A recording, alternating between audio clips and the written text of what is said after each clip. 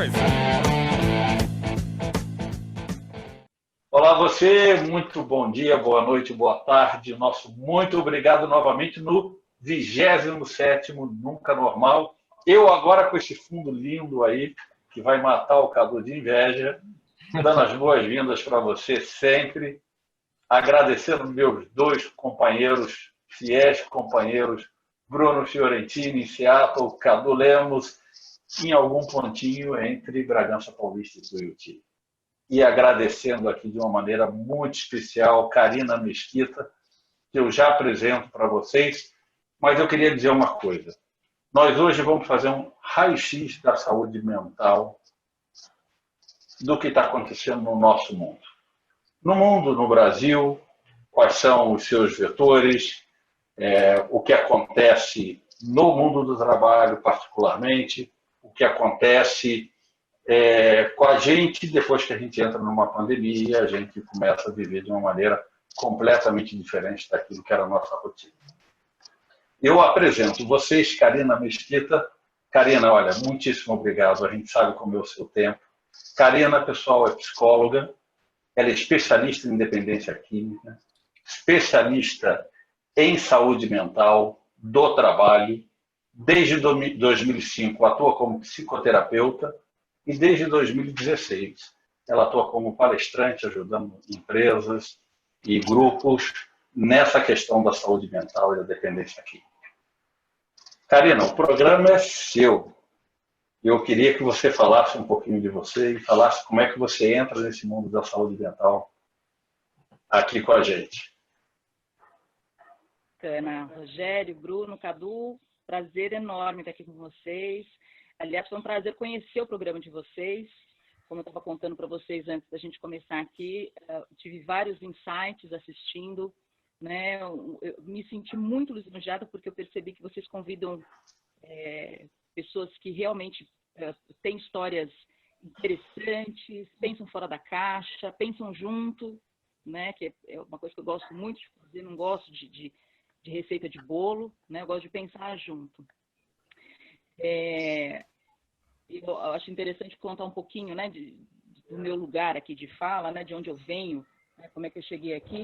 Eu me formei em 2004 e até pela história da grande maioria dos profissionais da área da saúde do país, não tinha condições de pagar a faculdade, precisava trabalhar para pagar a faculdade, e aí eu entrei no mercado segurador, mas sempre na área da saúde, por incrível que pareça. Então, dentro de uma operadora de saúde, eu passei por todas as áreas, né? E aí, ao longo desses anos, fui intercalando, fiz a faculdade, me formei. Desde que eu me formei, eu comecei a clinicar. É o que eu faço de melhor, eu acredito, né? Inclusive, bem recentemente, eu adotei, eu me auto-intitulei como profissional da escuta, né? Então, não é nem psicóloga, nem psicoterapeuta, nem psicanalista, não. Profissional da escuta, né? Boa. Que é a capacidade que a gente vai desenvolvendo de escutar, né? À medida que você pratica, né? Que você experimenta essas viagens, né? Que a gente tem ali com as pessoas no nosso consultório. E aí, nesses anos, eu fui intercalando, né? Me mantendo na clínica, mas com atuações no ambiente corporativo. Então, passei por empresas nacionais, multinacionais, pública, privada, em áreas administrativas, em áreas técnicas, como psicóloga mesmo, dentro de RH, prestando consultoria para RH. E aí, teve uma experiência que foi muito interessante. Em 2007 para 2008, eu me especializei em dependência química. Foi uma formação muito intensa, foi um primeiro divisor de águas aí na minha vida. E quando eu terminei essa formação, eu percebi que eu não tinha me especializado em álcool e drogas, né? Em dependência química. Eu tinha me especializado realmente em saúde mental, né? E uns anos depois, passando por uma experiência dentro do hospital, de um hospital público, atendendo os trabalhadores desse hospital, um nível de adoecimento muito alto, né? Foi quando eu me aproximei um pouco mais da questão do saúde do trabalhador.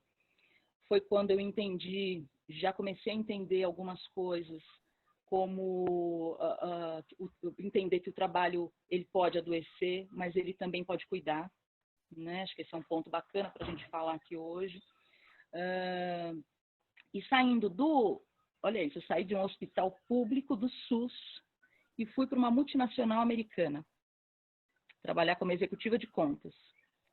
E ali, entre os colegas, eu fui vendo que o adoecimento que eu estava atendendo ali, entre os trabalhadores do Hospital do SUS, do Hospital Público, ele também estava presente na multinacional americana, né?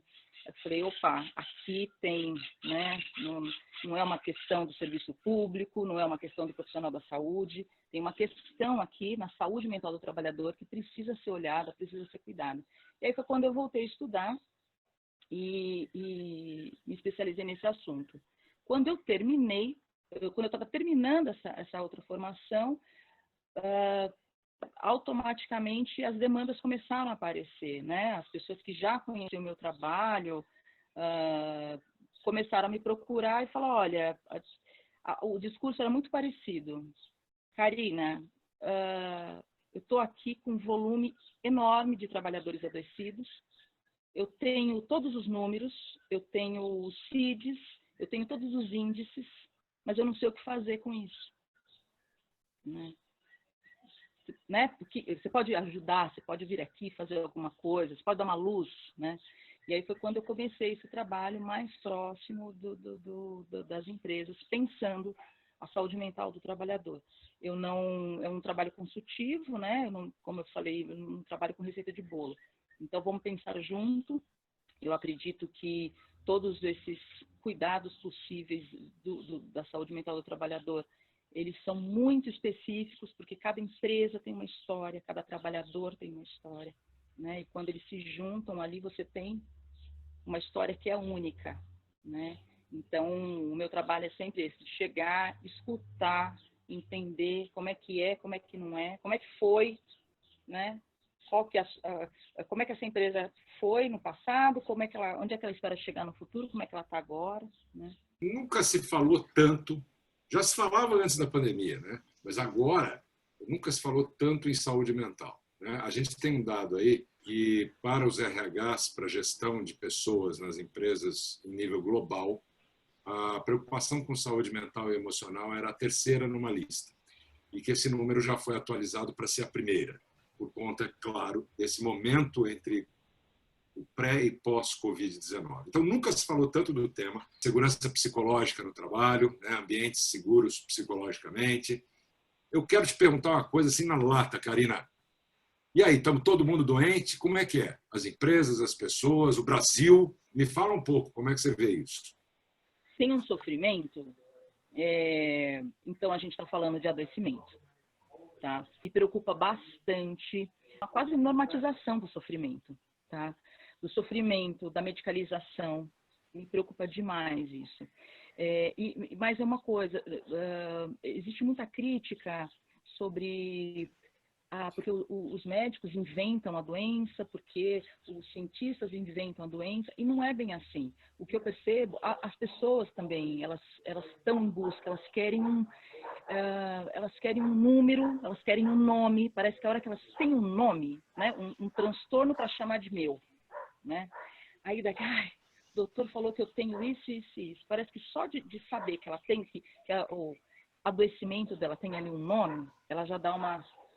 Né, já dá uma sossegada. O que eu acho, inclusive, contraintuitivo, porque numa geração, principalmente a geração mais nova, que resiste tanto em ser colocada e não ser colocada em uma caixinha, quer dizer, e que tenta ser mais fluida, que a gente começa a tratar um monte de coisas como estados e não permanências, a gente ainda tem essa necessidade de saber qual é a nossa doença e de querer a receitinha rápida que vai eliminar isso sem dor. Perfeito. Uma coisa puxa a outra, né? Então, eu tenho um diagnóstico, logo eu tenho um remédio, né? Se eu tenho um diagnóstico, se o que eu tenho tem nome, tem que ter um remédio. E aí eu vou tomar aquele remedinho, pílulazinha mágica, e vai ficar tudo bem de novo, né? Esse conceito, essa postura, né? Falando dos mais jovens, Bruno, conversa com o crescimento enorme das drogas sintéticas, né? Que quando você pensa simbolicamente, é muito isso, né? Vou tomar aqui uma coisinha e o mundo vai ficar colorido de novo, né? Não tem por que sentir dor, né? Então, tem isso, não acredito que seja só culpa dos médicos, né? Da área médica. Existe, o mundo está com essa necessidade também, né? É uma dificuldade grande de lidar com a realidade, né? Um negacionismo mesmo, né? Da vida adulta, das dificuldades que cada vez vão aumentando. E aí, se eu tomar um remedinho, vai ficar tudo bem. Se eu tiver um diagnóstico e tomar um remedinho, vai ficar tudo bem. Então, tem sim um índice grande, um número grande de pessoas adoecidas, tá? Mas, de fato, na prática, não é só um número, tá? Tem um adoecimento de fato. Tem um sofrimento muito grande, tá? E isso eu posso falar para vocês, da minha experiência no consultório, é das pessoas à minha volta, né? Que à medida do possível eu vou acolhendo, eu vou escutando. Então, tem sim um sofrimento grande. Tem muita resistência a procurar uma ajuda adequada, né? Tem o lance da medicalização, assim como quando a gente fala das drogas, a fantasia da internação, que a internação vai tratar, né? E aí o que a gente tem também é um adoecimento em looping, sabe? As pessoas adoecem e vão se enganando com o tratamento e não saem do adoecimento. Eu acho que ainda falando desse adoecimento e dessas questões todas de ansiedade, depressão, que acabam sendo claramente as doenças mais faladas atualmente, eu acho que tem alguns elementos aí que a gente não pode ignorar. A gente vive num mundo que demanda muito mais da gente, que demanda muito mais ocupação da nossa mente, no sentido de que a gente não tem tempo para parar, refletir, ficar quieto um pouquinho, né? É um mundo que fala o tempo inteiro, é um mundo que tem conteúdo o tempo inteiro sendo jogado na nossa cabeça. Obviamente, as pressões, né, por conta de sustentabilidade da terra, os recursos que estão se esgotando, os debates que estão tão polarizados hoje, né? Direita contra esquerda, é o sistema se funciona ou não, é a pobreza que aumenta, mas você também tem um enriquecimento incrível do topo da pirâmide. Quer dizer, tem questões que estão tão exacerbadas que eu acho que assim, é como se o copo de todo mundo estivesse super cheio e qualquer gotinha acaba desestabilizando a pessoa. E eu acho que isso contribui muito para esse cenário que a gente está vendo, combinado com o fato que, recentemente, nós estamos sendo treinados para recompensas imediatas. Então, isso me parece que é uma receita bastante perigosa, né? Se a gente olhar para o futuro aí nos próximos anos. O que você acha disso? Tem tido um aumento grande da procura de pessoas muito jovens, recém-saídos da adolescência. E eu acho tão interessante porque eles chegam não necessariamente adoecidos, né? Eles chegam pela viagem, né? Querendo passar pelo processo da psicoterapia. Eu acho incrível isso. Querendo melhorar profissionalmente, querendo melhorar como pessoas. É muito interessante isso. E aí, quando eu os aceito, né? Começo a escutar, e tem algo que em todos aparece. Todos na faixa aí dos 18, 19 a 25 anos, um nível de ansiedade na lua. Então, o discurso é muito parecido. Eles estão empregados, às vezes eles estão, inclusive, ainda como estagiários, e eles esperam ter uma performance de presidente da empresa. Aí você precisa puxar eles para a realidade, falar, peraí, qual que é mesmo a sua função aqui nessa empresa? Estagiário. Então, eles esperam que você performe como estagiário, né? Não é o momento ainda de você vai chegar um momento de você performar como gerente, como diretor, se você quiser esse caminho, né? Você nem sabe se você quer, né? E as pessoas ali não estão esperando, eles te contrataram para ser estagiário. Então, me fez lembrar isso, primeiro, né?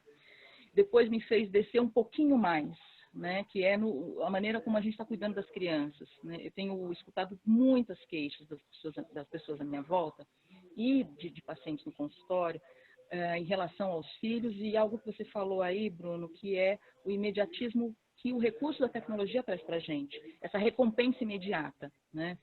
E aí tem uma fala que é bastante recorrente das famílias, né? Dos pais, mães, dessas crianças, né? De que, mas isso é uma praga mesmo, porque a culpa é do jogo, porque a culpa é dessa internet, porque a culpa é da... E aí, quando eu lembro, assim, né, quando a gente podia, né, no restaurante, e as famílias estão ali confraternizando no almoço, no restaurante, e o bebê, né, não estou falando uma criança de 7 anos, estou falando um bebê de 1 ano, ele está com o celular na mão. Com o iPad lá, né? O pessoal bota os iPads na frente. Filminho. Tá lá já, zumbi. Babá. Marina, isso que você falou me toca profundamente, porque os meninos aqui sabem que é uma bandeira que eu carrego contra a dependência dos devices, aí, da arma de distração em massa, etc. Né? Eu carrego essa bandeira há muito tempo. Esse documentário que está no ar agora na Netflix, O Dilema das Redes. Eu não sei se você já viu esse documentário. E aí, você vai assistir, não vou te dar spoiler, mas eu posso falar uma coisa que é evidente, que é uma coisa que a gente fala muito antes do filme sair. Eu fiquei feliz quando eu vi esse documentário, me deu uma sensação de alívio, que finalmente mais gente vai ter contato com essa realidade, com esse fato dramático. E, ao mesmo tempo, eu fiquei ansioso, porque eu falei, pô, mas será que tem alguma coisa a fazer ainda para reverter esse processo? Eu fiquei nesse sentimento dúbio, mas eu te convido a assistir, convido quem está assistindo a gente vai deixar o link aí. A maior parte dos executivos sênior de todas essas empresas de tecnologia não deixa os filhos terem acesso a tela nenhuma antes do high school, ou 13, 14 anos. Não deixa.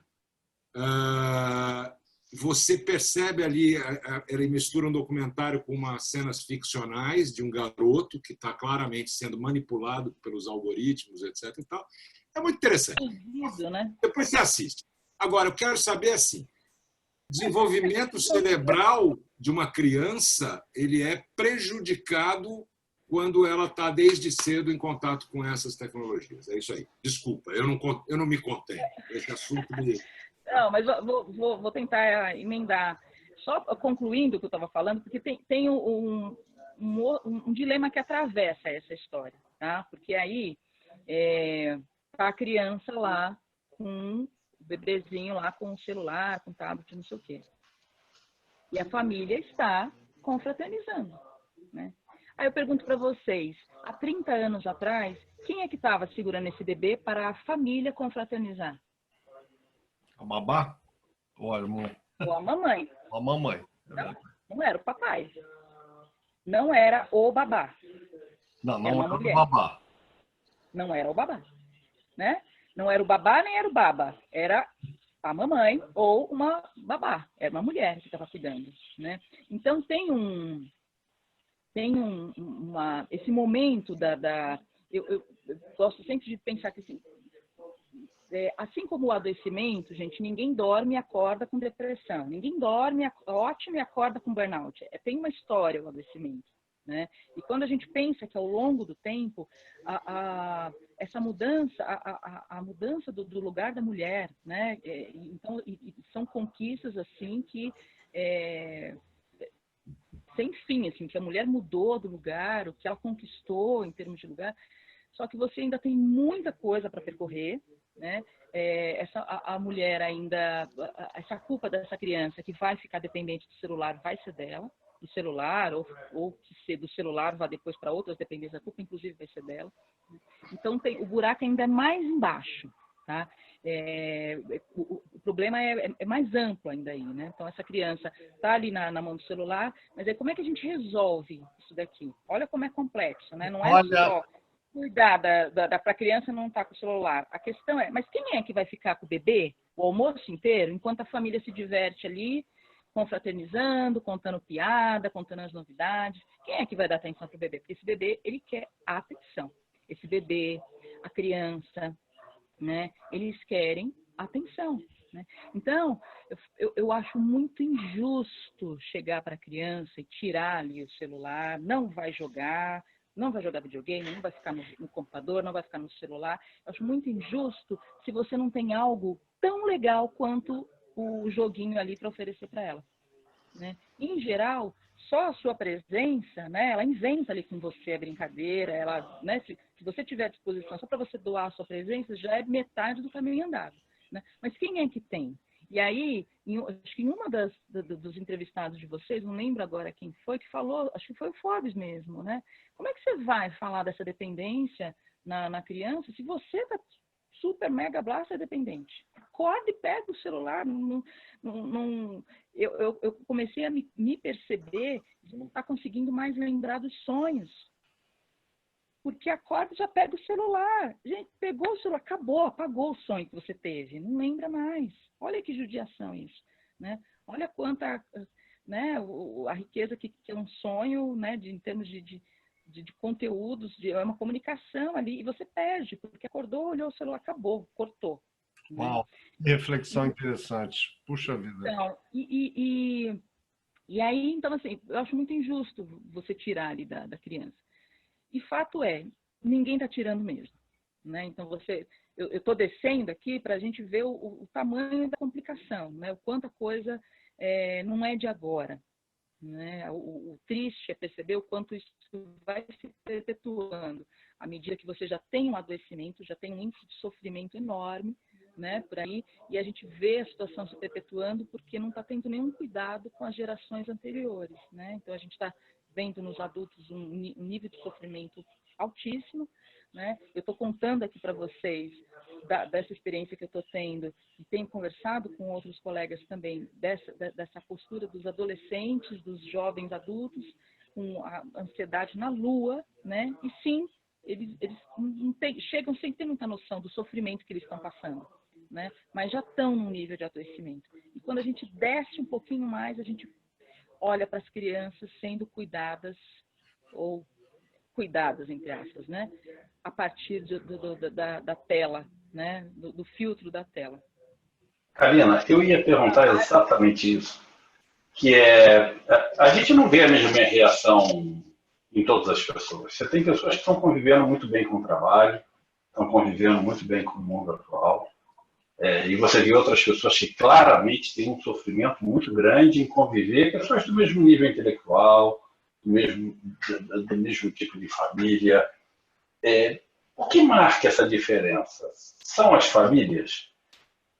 O que essas pessoas têm que as torna diferentes? O que a gente pode aprender com quem é mais resistente a esse processo de adoecimento mental?